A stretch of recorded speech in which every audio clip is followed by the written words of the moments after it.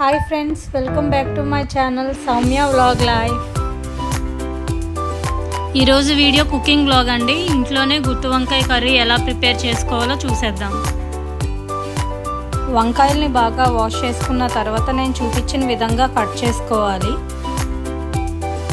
తర్వాత ఒక ప్యాన్లో వాటర్ వేసుకుని చింతపండు, పసుపు వేసి అందులో కట్ చేసుకున్న వంకాయలు పెట్టి బాయిల్ చేసుకోవాలి. వంకాయలు బాయిల్ అయ్యేలోపు మిక్సీ వేసుకోవడం కోసం ఆనియన్స్, పచ్చిమిర్చి అన్నీ రెడీ చేసుకోవాలండి. నేను చిన్న సైజు 10 వంకాయలు తీసుకున్నానండి. దానికి పెద్ద సైజు ఆనియన్స్ ఒక 3 తీసుకున్నాను. మీకు మసాలా ఎక్కువ కావాలంటే ఆనియన్స్ ఎక్కువ యాడ్ చేసుకోవచ్చు. మీ స్పైస్ తగ్గట్టు green chilli and ginger add చేసుకోవాలండి.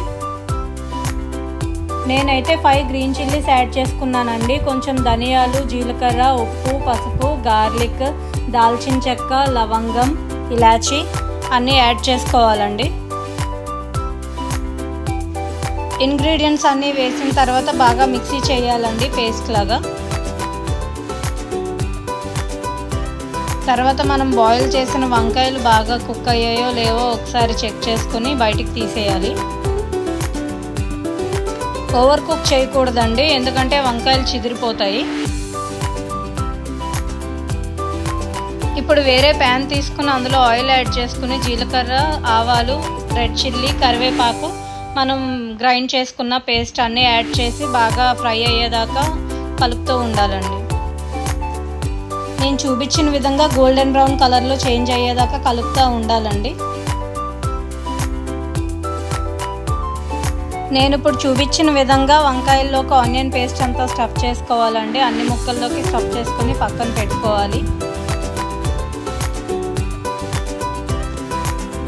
ఈ కర్రీలోకి మసాలానే ఇంపార్టెంట్ అండి. ఇది చాలా టేస్టీగా ఉంటుంది. మనం ఫ్రై చేసుకున్న దాన్ని బట్టి డిపెండ్ అయి ఉంటుంది టేస్ట్. ఇప్పుడు ప్యాన్లో ఆయిల్ యాడ్ చేసుకుని మనం స్టఫ్ చేసుకున్న వంకాయలన్నీ 1 by 1 పెట్టుకోవాలండి. పెట్టుకున్న తర్వాత మనం మిగిలిపోయిన పేస్ట్ కూడా దాని మీద వేసుకొని బాగా ఫ్రై చేసుకోవాలి. 2 సైడ్స్ బాగా ఫ్రై అయ్యేలాగా ఫ్రై చేసుకోవాలి. వంకాయలు 2 వైపులు బాగా ఫ్రై అయిన తర్వాత పైన కొరియాండర్ వేసుకొని మనం గార్నిష్ చేసుకోవడమేనండి. ఈ రెసిపీ మీరు ట్రై చేసి మీకు ఎలా కుదిరిందో నాకు కామెంట్ చేసి చెప్పండి. అంతవరకు లైక్, షేర్ అండ్ సబ్స్క్రైబ్.